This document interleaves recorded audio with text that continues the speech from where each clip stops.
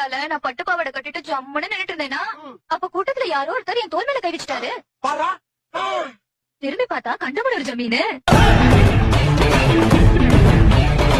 அவர் என்ன பாத்துக்கிட்டே இருந்தா முடிவென்ன வெக்கப்பட்டு கண்ண மூண்டேனா கண்டமனூர்காரு என்ன கண்டம் பண்ணிட்டாரு.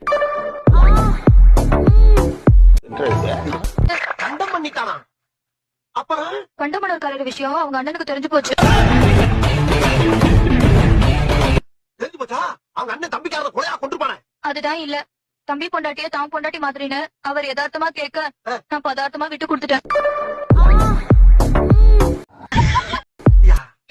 புதுசா இருக்கு.